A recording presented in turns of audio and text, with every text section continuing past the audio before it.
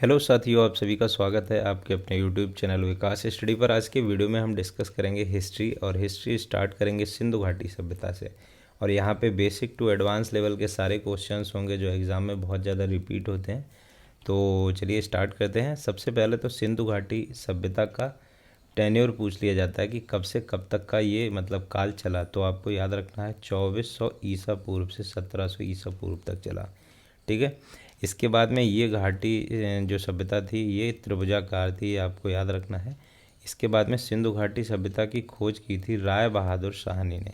तो आपको ये नाम याद रखना है, राय बहादुर साहनी ने, राय बहादुर दयाराम साहनी ने, और 1921 में की थी। ये भी एग्ज़ाम में क्वेश्चन पूछा गया है।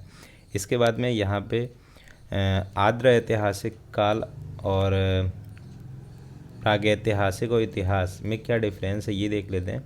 आर्द्र ऐतिहासिक काल उसे कहते हैं जिसमें साक्ष्य लिखित में मिले थे लेकिन पढ़े नहीं जा सके। मिले तो थे लेकिन पढ़े नहीं जा सके। और प्राग ऐतिहासिक काल में कोई लिखित साक्ष्य मिले ही नहीं। और इतिहास में मतलब क्या है, जिनका विवरण लिखित रूप से उपलब्ध है और जो पढ़े जा सके उन्हें इतिहास कहा गया। इसके बाद में सिंधु घाटी सभ्यता कैसी सभ्यता थी, तो आपको याद रखना है ब्रॉन्ज एज सभ्यता थी, कांस्ययुगीन सभ्यता थी। ये क्वेश्चन बहुत बार एग्जाम में पूछा गया है। इसके बाद में यहाँ पे ये मैप दिखाया गया है कि सबसे उत्तरी, सबसे दक्षिणी, सबसे पूर्वी, सबसे पश्चिमी कौन सा सिंधु घाटी स्थल है और कौन से नदी के किनारे है। ये क्वेश्चन बहुत ही ज़्यादा कॉमन है। तो सबसे पहले आपको मैप में पता होगा कि ऊपर नॉर्थ होता है, तो उत्तरी अगर पूछा जाए तो उत्तरी यहाँ पे मांदा या मांडा बोलते हैं, और चिनाब नदी पर ये स्थित है। ठीक है। इसके बाद में यहाँ पे देखते हैं पूर्वी, तो पूर्वी है आलमगीरपुर जो कि मेरठ उत्तर प्रदेश में स्थित है और हिंडन नदी के किनारे स्थित है। इसके बाद में सबसे ज़्यादा दक्षिणी है दाइमाबाद, तो दाइमाबाद महाराष्ट्र में स्थित है जो कि गोदावरी नदी पर स्थित है। और यहाँ पे सबसे ज़्यादा जो पश्चिमी है वो है सुतकांगे डोर, तो ये कहाँ स्थित है, बलूचिस्तान में और दासक नदी पर स्थित है, आपको याद रखना है। तो यहाँ पे सारे याद हो गए होंगे। मांदा सबसे ज़्यादा उत्तरी है और दाइमाबाद दक्षिणी है। आलमगीरपुर जो उत्तर प्रदेश मेरठ में स्थित है ये सबसे मतलब पूर्वी है। और सुतकांगे डोर है ये बलूचिस्तान में है जो कि पाकिस्तान में है, और ये कहाँ है, दासक में है। ठीक है। और यह सभ्यता थी, ये नगरीय सभ्यता थी, ये बात भी आपको याद रखनी है, नगरीय सभ्यता थी। ठीक है। अब यहाँ पे टेबल की फॉर्म में मैं आपको यहाँ पे दिखाऊंगा। तो यहाँ से क्वेश्चन बहुत एग्जाम में पूछे जाते हैं कि प्रमुख स्थल कौन से नदी के किनारे स्थित है और इसकी खोजकर्ता कौन थे। तो सबसे ज़्यादा फेमस है हड़प्पा और मोहनजोदाड़ो। मोहनजोदाड़ो आपने मूवी भी देखी होगी आमिर खान की। तो मोहनजोदाड़ो है ये सिंधु नदी के किनारे स्थित है, और सिंध प्रांत पाकिस्तान में स्थित है ये। और राखल दास बनर्जी ने इसकी खोज की थी, राखल दास बनर्जी ने। ठीक है। तो यहाँ से याद करने की मैं एक ट्रिक आपको बता दे रहा हूँ। जैसे मोहन जोदड़ो, जोदड़ो में ये जा आता है यहाँ पे, जो दड़ो। ठीक है। वैसे ही बनर्जी में जा आता है। इस तरीके से आप याद कर सकते हैं, या आपकी कोई और भी ट्रिक हो उस तरीके से आप याद कर सकते हैं। ठीक है। तो ये आपको याद रखना बहुत ज़्यादा इम्पॉर्टेंट है कि मोहनजोदड़ो है ये राखल दास बनर्जी ने, और सिंधु नदी के किनारे। इसके बाद हड़प्पा है, हड़प्पा रावी नदी के किनारे है जो दयाराम साहनी ने इसकी खोज की थी। ठीक है। तो आपको ये दोनों याद रखने हैं। इसके बाद में जो चन्हूदड़ो है ये सिंधु में है, और मजूमदार ने खोज की थी कालीबंगन घग्गर नदी के किनारे स्थित है, हनुमानगढ़ राजस्थान में। और इनकी खोज मतलब इस स्थान की खोज की थी आमलानंद घोष ने। ठीक है। रोपड़ सतलज नदी के किनारे स्थित है, पंजाब में स्थित है, आपको याद रखना है। यज्ञदत्त शर्मा ने खोज की थी। और लोथल भोगवा नदी के किनारे स्थित है जो कि गुजरात में है। ठीक है। आलमगीरपुर हिंडन नदी के किनारे स्थित है, मेरठ में स्थित है, अभी हमने देखा था। इसके बाद में सुतकांगे डोर दासक नदी के किनारे और पाकिस्तान में ये स्थित है। और बनवाली रंगोई नदी के किनारे है, हिसार हरियाणा में। और धौलावीरा बहुत ही ज़्यादा इम्पॉर्टेंट है, लूनी नदी के किनारे स्थित है, कच्छ गुजरात में। ठीक है। और यहाँ पे सबसे ज़्यादा इम्पॉर्टेंट है राखीगढ़ी। राखीगढ़ी सबसे बड़ा स्थल है सिंधु घाटी का, और ये हिसार हरियाणा में स्थित है, ये आपको याद रखना है। ठीक है। इसके बाद में सुमेरीय सभ्यता, लेखन कला की उचित प्रणाली विकसित करने वाली पहली सभ्यता थी सुमेरीय सभ्यता। ठीक है। इसके बाद में सिंधु सभ्यता का प्रमुख मतलब सिंधु घाटी सभ्यता का प्रमुख खान पान खाने में क्या था, तो गेहूं और जौ। इसके बाद मिठास के लिए शहद का प्रयोग करते थे, ये क्वेश्चन भी एग्ज़ाम में पूछा हुआ है। इसके बाद क्या चीज़ कहाँ से मिली, ये चीज़ भी एग्ज़ाम में पूछेगी। जैसे घोड़े के कंकाल कहाँ से मिले, तो सुर को दड़ा, ठीक है, और कालीबंगा और लोथल से। मिट्टी के बने हल बनमाली हिसार से मिले थे। चावल के साक्ष्य लोथल से मिले थे, और लोथल और सुत कोदड़ा या सुत कांगेडोर ये प्रमुख बंदरगाह थे सिंधु घाटी सभ्यता के। अब सिंधु घाटी सभ्यता को मेसोपोटामिया के अभिलेखों में क्या कहा गया है, तो इसे मेलुहा कहा गया है, तो आपको याद रखना है। कालीबंगा का क्या अर्थ होता है, काली चूड़ियाँ होता है। शवों को दफनाया जाता था हड़प्पा में और जलाया जाता था मोहनजोदाड़ो में। कैसे याद रखेंगे, जैसे आप देखो मोहन नाम किसी हिंदू का लगता है, तो हिंदुओं में क्या किया जाता है, जलाया जाता है। ऐसे आप याद कर लोगे, मोहनजोदाड़ो में जलाया जाता था, और दफनाया कहाँ जाता था, हड़प्पा में। ठीक है। और इस सभ्यता के नष्ट होने के कारण क्या थे, बाढ़ आ गई थी, इस वजह से नष्ट हो गई थी। आपने देखा होगा मोहनजोदाड़ो मूवी में। सिंधु घाटी सभ्यता की सबसे बड़ी इमारत क्या थी, स्नानागार था। स्नानागार जो 12 मीटर लंबा, 7 मीटर चौड़ा और लगभग 2.4 मीटर गहरा था। और सबसे बड़ी साइट राखीगढ़ी हिसार हरियाणा में, ये तो हमें अभी पीछे देखा ही था। तो यहाँ से ये क्वेश्चन तो आपको बेसिक आने ही चाहिए, बहुत ही ज़्यादा सारे क्वेश्चन इंपॉर्टेंट थे।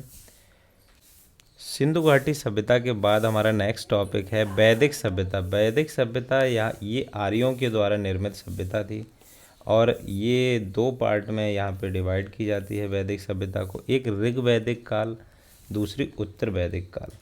तो आपको यहाँ पे याद रखना है कि ऋग वैदिक काल जो सभ्यता थी, ये 1500 से 1000 ईसा पूर्व, ठीक है, और उत्तर वैदिक काल थी 1000 से 600 ईसा पूर्व। मतलब ईसा पूर्व उल्टे क्रम में चलती है, जैसे अभी हमने इससे पहले देखा था कि सिंधु घाटी सभ्यता थी, तो ये 2500 से लगभग 1700-1500 ईसा पूर्व तक थी। इसके बाद में क्या है, बैक में उत्तर और ऋग वैदिक काल सभ्यता। तो आर्य सबसे पहले अफ़गानिस्तान में बसे थे, ये आपको याद रखना है, और मूल निवासी थे मध्य एशिया के। मध्य एशिया के मूल निवासी थे, जो कि अफ़गानिस्तान के आसपास का ही मतलब एरिया आता है। इसके बाद में यह एक ग्रामीण सभ्यता थी। जैसे अभी हमने सिंधु घाटी सभ्यता पढ़ी थी, तो नगरीय सभ्यता थी। तो ये मतलब ऋग वैदिक काल सभ्यता थी, ये ग्रामीण सभ्यता थी। आर्यों की प्रमुख भाषा एग्जाम में बहुत पूछा जाता है कि संस्कृत थी। इसके बाद प्रशासनिक इकाई यहाँ पे क्या थी, यहाँ से क्वेश्चन पूछा जाता है। तो सबसे पहले सबसे छोटा कुल होता था, कुल के बाद में क्या होता था, ग्राम होता था, फिर वंश, फिर जन, फिर राष्ट्र। मतलब सबसे बड़ा राष्ट्र और सबसे छोटा कुल। ठीक है, तो आपको याद रखना है। यहाँ पे ये 3 क्वेश्चन बहुत ज़्यादा एग्जाम में पूछे जाते हैं कि उपनिषदों की कुल संख्या कितनी थी, 108 थी। महापुराणों की संख्या 18 थी, और वेदांग की संख्या कितनी थी, 8 थी। तो ये आपको याद रखना, उपनिषदों की संख्या 108, महापुराणों की 18 और वेदांगों की 6। इसके बाद में ऋग वैदिक काल में 4 वर्णों में विभक्त था। ऋग वैदिक काल में ब्राह्मण, क्षत्रिय, वैश्य, शूद्र। और आर्यों का समाज था, तो इसमें पितृ प्रधान था, पिता को प्रधानता दी गई थी। जबकि सिंधु घाटी सभ्यता में मातृ प्रधान था, माता को प्रधानता थी। इसके बाद में समाज की सबसे छोटी इकाई अभी हम लोगों ने देखा कि कुल थी, यहाँ पे देखा था कुल, और सबसे बड़ी क्या थी, राष्ट्र थी। और कुल का मुखिया होता था, पिता होता था। जाहिर सी बात है जब पितृ प्रधान है, और जिसे कुलप बोला जाता था। अमाजू किसे कहते थे, जो स्त्री विवाह नहीं करती थी, अविवाहित रहती थी, उसे कहते थे अमाजू। ये भी एग्जाम में पूछा गया क्वेश्चन है। और वेद वेदांग पढ़ाने वाला अध्यापक होता था, उसे उपाध्याय कहते थे, उपाध्याय। इसके बाद में बहुत ही इम्पॉर्टेंट है प्रमुख दर्शन एवं उनके प्रवर्तक, बहुत ही ज़्यादा इम्पॉर्टेंट है। तो योग दर्शन ये पतंजलि के द्वारा, और शाक्य दर्शन है ये कपिल मुनि के द्वारा, और न्याय दर्शन है गौतम के द्वारा, और वैशेषिक ये कणाद जिन्हें उलूक भी कहते थे इनके द्वारा। तो याद रखना आपको, योग दर्शन किसके द्वारा, पतंजलि के द्वारा, और शाक्य दर्शन कपिल के द्वारा, और न्याय दर्शन गौतम के द्वारा, और वैशेषिक कणाद या उलूक के द्वारा। आर्यों का प्रमुख व्यवसाय की बात करें तो आर्यों का प्रमुख व्यवसाय था पशुपालन या कृषि। इसके बाद में भारतीय परमाणुवाद का जनक भी कहा जाता है महर्षि कणाद को, जिन्हें उलूक इनका उपनाम था। ना मारने योग्य जो पशु थे जैसे गाय वगैरह है, भैंस है, इस तरीके, इसे क्या बोलते थे, अध्ययनयाक बोलते थे। ठीक है। प्रिय पशु जो था ये घोड़ा था, और प्रिय देवता थे इंद्र थे। हालांकि बाद में प्रिय देवता प्रजापति हो गए थे उत्तर वैदिक काल में, लेकिन ऋग वैदिक काल में अगर पूछा जाए तो इंद्र थे।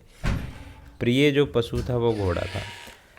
इसके बाद में देखते हैं ऋग्वेद की सबसे पवित्र नदी, बहुत ही ज़्यादा इम्पॉर्टेंट है। सरस्वती नदी सबसे ज़्यादा पवित्र थी, और सबसे अधिक बार उल्लेख किस नदी का है ये पूछा जाए तो सबसे अधिक बार उल्लेख है सिंधु नदी का, ये आपको याद रखना है। ठीक है। इसके बाद में ऋग वैदिक काल में नदियों के कुछ प्राचीन नाम और आधुनिक नाम है, यहाँ से भी क्वेश्चन आ जाता है, तो आपको याद रखना है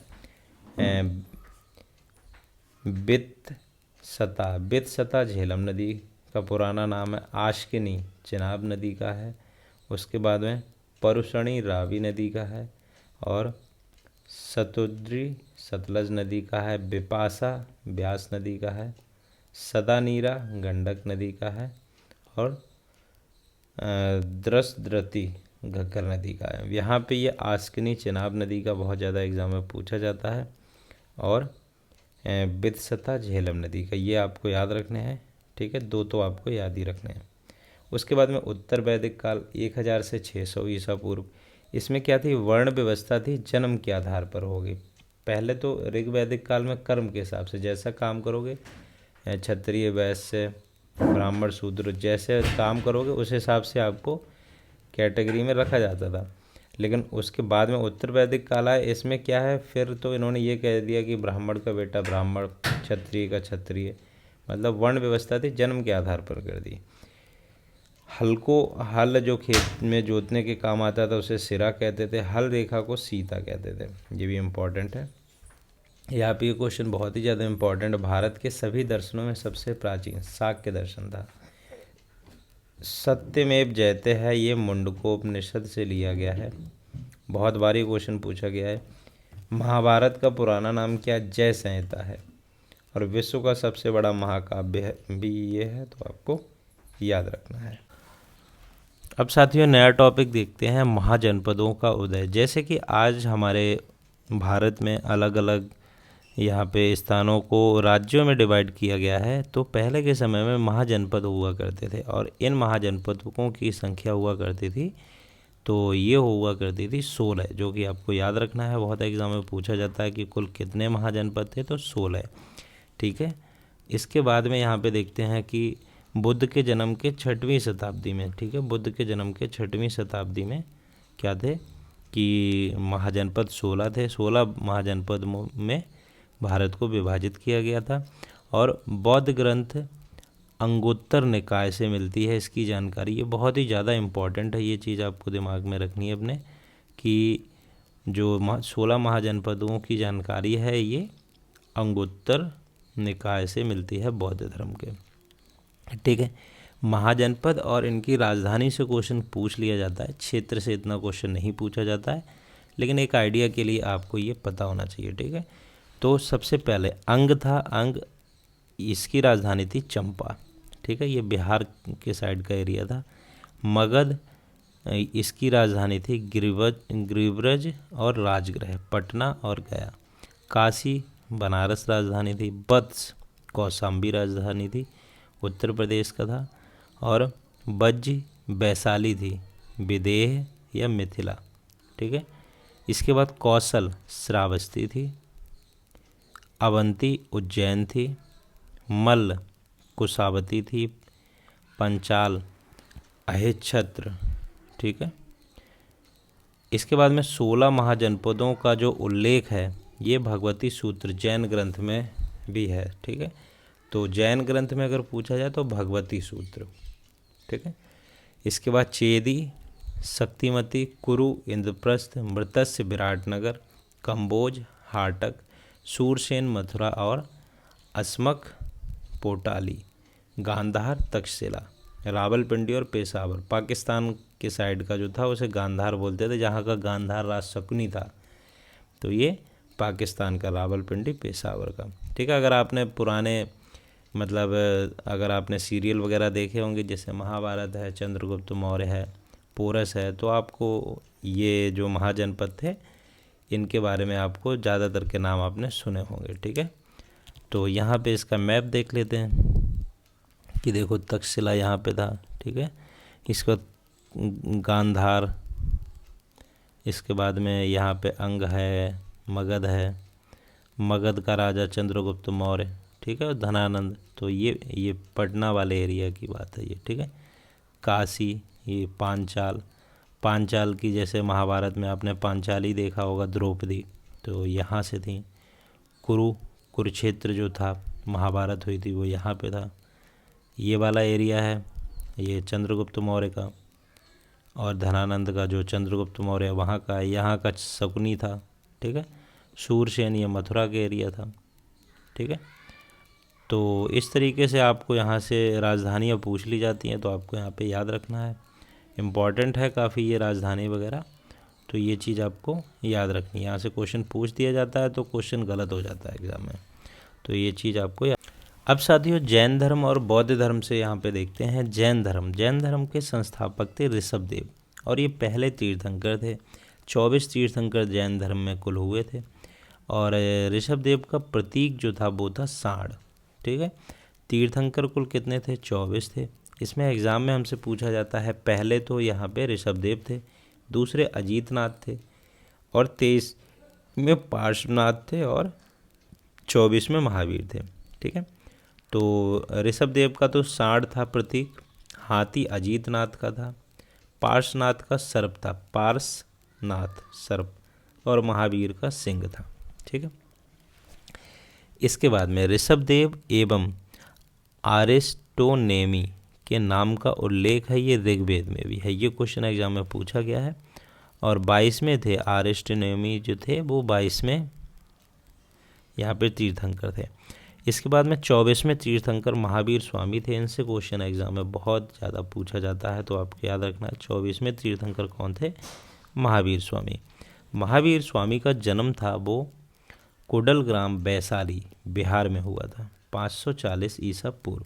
ठीक है, तो कुंडल ग्राम वैशाली में हुआ था, आपको याद रखना है। पिता का नाम सिद्धार्थ था जो कि ज्ञातक कुल के थे। माता का नाम त्रिशला था जो लिक्ष्वनी राज चेटक की बहन थी, तो इनका अगर कुल पूछा जाए तो लिक्ष्वनी कुल की थी। ठीक है, और ज्ञातक कुल के कौन थे? इनके पिता सिद्धार्थ थे। पत्नी का नाम यशोदा था, और पुत्री का नाम था प्रियदर्शनी।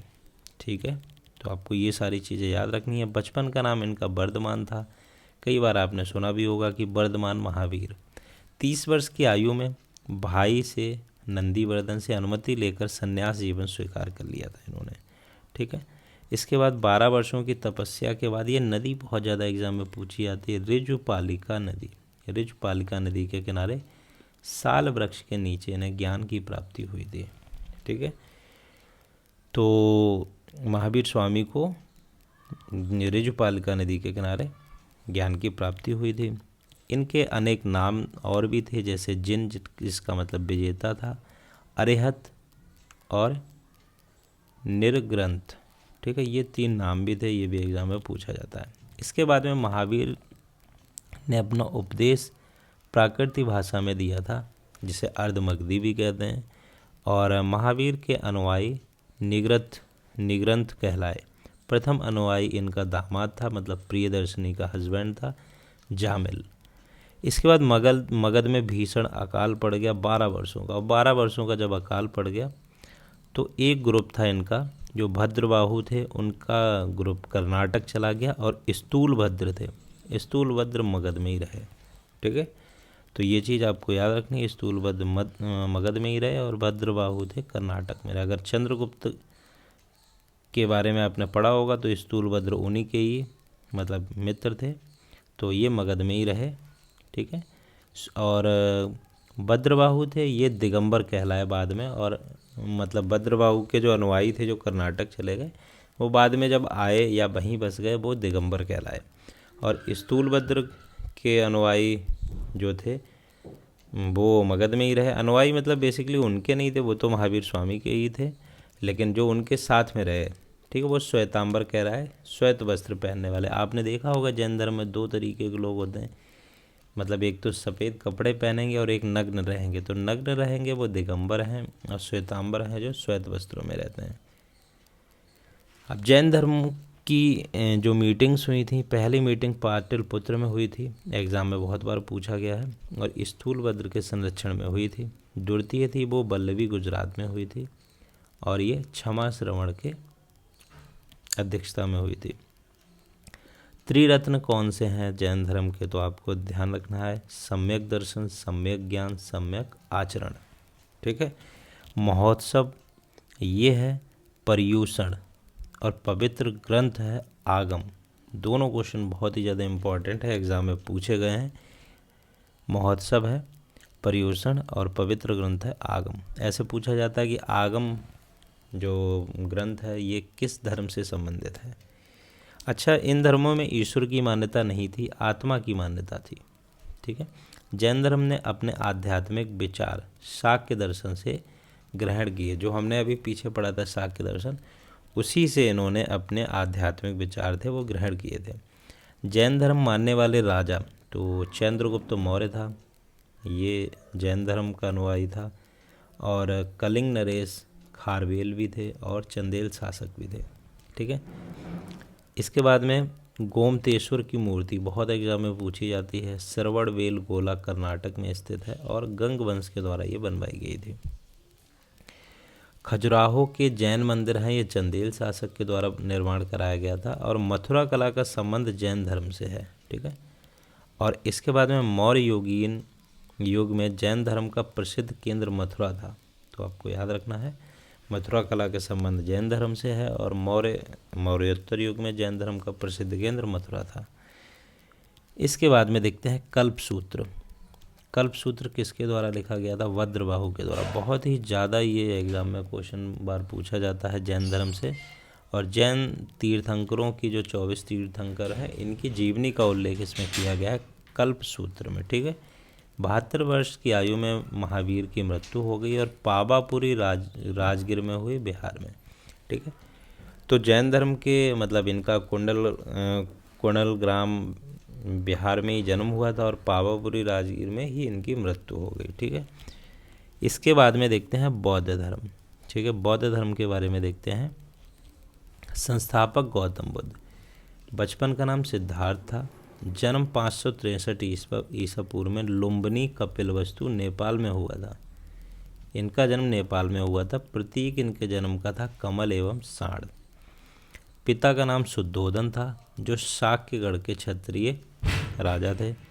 माता का नाम माया देवी था, जो जन्म के 7वें दिन इनका देहांत हो गया, और प्रजापति गौतमी के द्वारा इनका पालन पोषण हुआ। विवाह 16 वर्ष की आयु में हो गया यशोधरा से, और इनके एक पुत्र था राहुल नाम का। गौतम बुद्ध के जन्म में होने वाली घटनाओं का क्रम भी एग्जाम में पूछा जाता है। तो सबसे पहले ये बाहर गए, इन्होंने अपना जीवन बहुत ही ऐशो आराम से काटा था। इसके बाद में जब ये बाहर गए तो इन्होंने सबसे पहले बूढ़ा आदमी देखा, तो अपने सारथी से पूछा, या जो इनके साथ में था उससे पूछा कि भाई ये कौन है। तो उन्होंने कहा कि साहब बूढ़ा आदमी है, और हर एक को एक समय के बाद हर इंसान को ऐसी स्थिति आती जब वो बूढ़ा हो जाता है। अब ये काफ़ी दुखी हुए। आगे चले तो इन्होंने बीमार आदमी देखा, तो कहा कि अच्छा बीमार आदमी कैसा है ये। तो कहा कि साहब सभी बीमार हो जाते हैं, तो ऐसा ऐसा। अब इन्होंने ये चीज़ें पहले नहीं देखी थी। मैंने बताया कि इससे पहले की इनकी ज़िंदगी बहुत ही ऐशो आराम से थी। अगर आपने मतलब इंटरमीडिएट की इंग्लिश में स्टोरियाँ पढ़ी होंगी तो उसमें बताया गया है। इसके बाद में एक शब्द देखा, और उसके बाद में सन्यासियों को देखा कि ये क्या है, ये सन्यासी हैं, इन्हें कोई मोह माया से मतलब नहीं है। और सबका बताया कि साहब एक दिन सबको मर जाना है। फिर सन्यासी को देख के न लगा कि हाँ ये सन्यासी वाला ही जीवन सबसे बढ़िया है। तो इन्होंने संन्यास फिर ग्रहण किया। इसके बाद में इन्होंने गृह त्याग किया, जिसे महाविनिष्क्रमण कहते हैं। बहुत ही ज़्यादा इम्पोर्टेंट एग्जाम में पूछा जाता है। 29 वर्ष की उम्र में। प्रतीक क्या था? घोड़ा। पूछा जाता है ये क्वेश्चन कि इन्होंने गृह त्याग का प्रतीक क्या है, तो घोड़ा। ठीक है। जन्म का प्रतीक क्या है? तो जन्म का प्रतीक यहाँ पे देखते हैं। जन्म का प्रतीक क्या है? तो कमल और साढ़। ठीक है। इसके बाद में वैशाली के आलार कलाम से शाक्य दर्शन की शिक्षा ली। शाक्य दर्शन से ही ज़्यादातर लोगों ने आध्यात्मिक शिक्षा ली थी। तो अगर पूछा जाए कि प्रथम गुरु इनके कौन थे, तो आलार कलाम। ठीक है। इसके बाद में गुरु रुद्र कराम पुत्र, ठीक है, से शिक्षा ली थी। 35 वर्ष की आयु में बैसाख की पूर्णिमा की रात को निरंजना नदी के किनारे ऋजुपालिका जैन धर्म के महावीर स्वामी ने और निरंजना नदी के किनारे गौतम बुद्ध ने पीपल के वृक्ष के नीचे ज्ञान की प्राप्ति हुई और वो स्थान कहलाया बोध गया, जो कि बिहार में स्थित है। ज्ञान की प्राप्ति के बाद बुद्ध कहलाए गौतम बुद्ध। ठीक है। और पहला उपदेश इन्होंने सारनाथ में दिया था। और धर्म चक्र प्रवर्तन, पहला चक्र मतलब पहला इन्होंने उपदेश दिया था, उसे कहा जाता है। और प्रतीक था पीपल या बोधि वृक्ष या पीपल। बुद्ध ने अपना उपदेश किस भाषा में दिया था? पाली में। और जैन धर्म में महावीर स्वामी ने प्राकृतिक भाषा में दिया था। सर्वाधिक उपदेश यहाँ पे दिए श्रावस्ती में सबसे ज़्यादा उपदेश दिए। ठीक है। और पहला उपदेश दिया था सारनाथ में।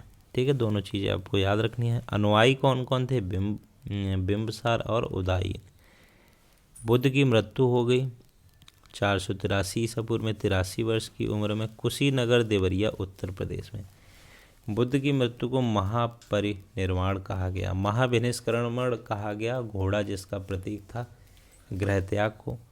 जन्म में कमल और साढ़ जन्म का प्रतीक था। और मृत्यु हुई थी, मृत्यु को कहा गया महापरिनिर्वाण।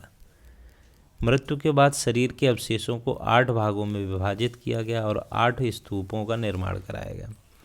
त्रिपटक का संबंध किससे है? बौद्ध धर्म से है। और बौद्ध धर्म के त्रिरत्न कौन से हैं? बुद्ध है, धम्म है और संघ है। भिक्षुक किसे कहते थे? संन्यास ग्रहण करने वालों को भिक्षुक कहते थे। और उपासक थे गृहस्थ जीवन व्यतीत करते हुए बौद्ध धर्म को अपनाने वाले उपासक कहलाते थे। 10 नियम लागू होता था भिक्षुकों पे और 5 नियम होते थे वो उपासकों पे लागू होते थे कि भाई थोड़ी पारिवारिक लाइफ भी जी सकते हैं उपासक, लेकिन भिक्षुक को बहुत ही सामान्य जीवन बिताना होता था। इसके बाद में बौद्ध सभाओं से क्वेश्चन बहुत एग्जाम में पूछे जाते थे। इसको आप 2-4 बार बना लें तो बहुत ही अच्छा रहेगा इस टेबल को। पहली बौद्ध सभा हुई थी राजगृह में। ठीक है। और अजातशत्रु के शासनकाल में, दूसरी वैशाली में, कालाशोक के शासनकाल में, पाटलिपुत्र अशोक के शासनकाल में, कुंडलवन कनिष्क के शासनकाल में।